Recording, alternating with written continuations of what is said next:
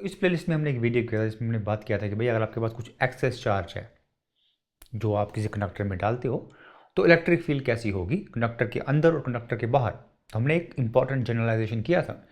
आज हम उसी केस के लिए, जब आपके पास एक्सेस चार्ज है, जब आपने चार्ज डाला हुआ किसी कंडक्टर पे, तो उस केस में पोटेंशियल क्या होगा अंदर और सरफेस पे, उसके लिए एक इंपॉर्टेंट जनरलाइजेशन करने वाले हैं। ठीक है, तो अभी शुरू एक स्पेशल केस से करेंगे, बाद में उसको जनरलाइज कर देंगे हम लोग। ठीक है, तो स्पेशल केस क्या है हमारे पास एक सॉलिड कंडक्टिंग स्फीयर है जिसको मैंने किसी इंसुलेटर पर रखा है। इंसुलेटर पे क्यों रखा? क्योंकि मेरे को चार्ज को टिकाने का उसके ऊपर। ठीक है, तो अब मैं कुछ एक्सेस चार्ज जो मैंने किस तरह से प्रोड्यूस किया, फ्रिक्शन के थ्रू या किसी और तरीके से प्रोड्यूस किया, वो लेके आता हूँ कुछ एक्सेस चार्ज और फेंक देता हूँ उस कंडक्टर पे।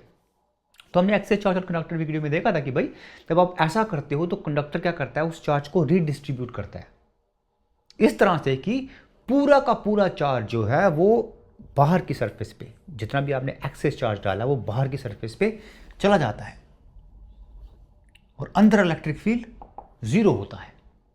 तो उस वीडियो में हमने 3 जनरलाइजेशन किए थे। पहला ये किया था कि भाई अंदर इलेक्ट्रिक फील्ड कंडक्टर के जीरो होता है, जो एक्सेस चार्ज आपने डाला है वो पूरा का पूरा बाहर की सरफेस पे चला जाता है, और तीसरा कि हर एक पॉइंट पे सरफेस पे इलेक्ट्रिक फील्ड क्या होता है, परपेंडिकुलर होता है सरफेस के। ठीक है, तो अभी देखते हैं कि भाई पोटेंशियल का क्या हाल चला है। ठीक है, तो पहला सवाल यह है कि भाई मेरे पास कुछ 2 पॉइंट्स हैं ए और बी जो कंडक्टर के अंदर हैं। तो सवाल ये कि भाई उन 2 पॉइंट्स के बीच में पोटेंशियल डिफरेंस कितना होगा। तो हमारे पास ई और पोटेंशियल डिफरेंस के बीच में रिलेशनशिप है, इसको यूज कर सकते हैं हम लोग। Minus integral E dot D L, उस बात पे निकालो, आपको पोटेंशियल डिफरेंस मिल जाएगा, राइट।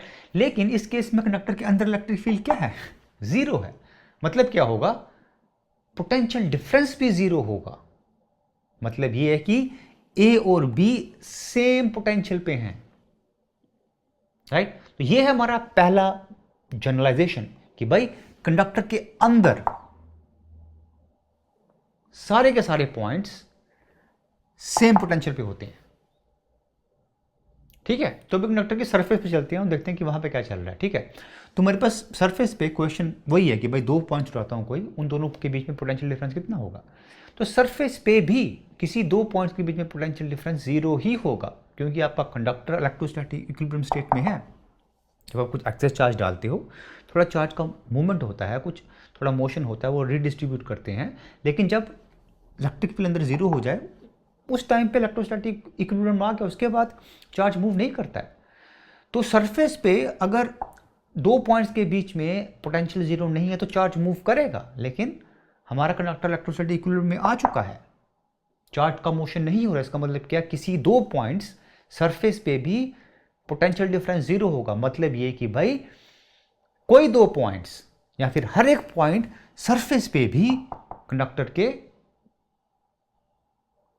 हर एक पॉइंट में सेम पोटेंशियल होगा। तो अब आता है इस वीडियो का सबसे इंपॉर्टेंट पॉइंट। अगर आप देखो तो हमने बोला अब तक कि हर एक पॉइंट अंदर पे पोटेंशियल की वैल्यू सेम है। हमने बोला कि भाई हर एक पॉइंट बाहर सरफेस पे भी हर एक पॉइंट पे पोटेंशियल की वैल्यू सेम है। तो सवाल ये है कि भाई जो वैल्यू अंदर है और जो वैल्यू सरफेस पे है, क्या उन दोनों में कोई डिफरेंस है कि वो सेम है? वो भी सेम होंगी, क्योंकि अगर सेम नहीं है तब भी कुछ चार्ज का मोशन होगा अंदर से बाहर या फिर बाहर से अंदर। लेकिन इलेक्ट्रोस्टैटिक इक्विलिब्रियम में वो भी नहीं होता, चार्ज मूव नहीं करता, राइट। तो जो वैल्यू पोटेंशियल की अंदर है किसी पॉइंट पे, सेम वैल्यू होगी पोटेंशियल की सरफेस पे किसी भी पॉइंट पे। मतलब कि पूरा का पूरा जो आपका कंडक्टर है, पूरा का पूरा कंडक्टर, अंदर कोई पॉइंट या फिर सरफेस पे कोई पॉइंट, हर एक पॉइंट पे पोटेंशियल की वैल्यू सेम है। काफी लोग कंफ्यूज होते हैं कि भाई अंदर इलेक्ट्रिक फील्ड जीरो है तो अंदर पोटेंशियल भी जीरो होगा। नहीं, पोटेंशियल अंदर नॉन जीरो वैल्यू होगी और वैल्यू सेम होगी जो पोटेंशियल की सरफेस पे वैल्यू है। और अभी देखेंगे कि भाई सरफेस पे वैल्यू कितनी होगी इसकी। ठीक है, तो भी देखते हैं कि भाई पोटेंशियल की वैल्यूज क्या होंगी। ठीक है, तो पहला केस देखेंगे हम, जब ये पॉइंट जो है कोई वो स्फीयर के बाहर कहीं पे लाई करता है। ठीक है, तो हमारे पास ये कंडक्टिंग स्फीयर है जिसके ऊपर अज्यूम करते हैं कि हमने क्यू एक्सेस चार्ज डाला है। इस स्फीयर का रेडियस कैपिटल आर है और किसी एक पॉइंट जो सेंटर से छोटे आर डिस्टेंस पे है उस पर अपने को पोटेंशियल निकालने का। तो सिंस ये कंडक्टिंग स्फीयर है, पूरा का पूरा चार्ज जो है वो आउटर वाली बाहर वाली सरफेस पे आ जाएगा, राइट। सो इवन तो पूरा का पूरा चार्ज बाहर की सरफेस पे आ रहा है, हम इलेक्ट्रिक फील्ड के वीडियो से जानते हैं ये बिहेव ऐसे करेगा कि पूरा का पूरा चार्ज सेंटर में जाके बैठ गया हो। तो कौन सा केस होगा? ये केस होगा स्फेरिकल सिमेट्री का केस होगा। और हमने पिछले वीडियो में देखा था कि स्फेरिकल सिमेट्री के केस में हम लोग पोटेंशियल निकालने के लिए ये एक्सप्रेशन यूज कर सकते हैं Q/4πε/r। तो ये होगा आपका पोटेंशियल किसी एक पॉइंट जो स्फीयर के बाहर लाई करता है सेंटर से छोटे r डिस्टेंस पे, ठीक है। तो दूसरे केस में हमको बोला गया कि भाई सरफेस पे, इसके सरफेस पे पोटेंशियल क्या होगा। तो सरफेस पे पोटेंशियल के लिए अगेन हम ये एक्सप्रेशन यूज कर सकते हैं। फर्क बस इतना रहेगा, ये जो r है अभी ये कैपिटल R के बराबर है, रेडियस के बराबर है। जब हम इस r को r से सब्स्टिट्यूट करेंगे तो ये आ जाएगा आपके पास पोटेंशियल सरफेस पे। तीसरा सवाल ये है कि भाई अंदर पोटेंशियल क्या होगा। तो हमने देखा है सरफेस पे जितना पोटेंशियल होता है उतना ही पोटेंशियल हर एक पॉइंट अंदर पे भी रहेगा। तो अंदर में हर एक पॉइंट पे पोटेंशियल की वैल्यू यही रहेगी। तो पूरा का पूरा जो चार्ज स्फीयर है हर एक पॉइंट पे अंदर और सरफेस पे हर एक पॉइंट पे पोटेंशियल की वैल्यू ये रहेगी, ठीक है। तो जितना भी हमने पढ़ा उसको हम इजीली ग्राफ पे ड्रॉ कर सकते हैं। तो हमारे पास एक पोटेंशियल वर्सेस रेडियस का ग्राफ है यहाँ पे, ठीक है। तो हमने भी देखा कि भाई सेंटर से लेके सरफेस तक, रेडियस तक पोटेंशियल की वैल्यू सेम रहेगी हर एक पॉइंट पे, और वो वैल्यू ये होगी, नॉन जीरो वैल्यू होगी, जो हम इजीली देख सकते हैं यहाँ पे। जीरो से सेंटर से लेके रेडियस तक इसकी एक कांस्टेंट वैल्यू पोटेंशियल की। उसके बाद ये 1/r वैरी करना शुरू करेगी जैसे जैसे आप सरफेस से दूर जाना शुरू करोगे, 1/r घटना शुरू हो जाएगी।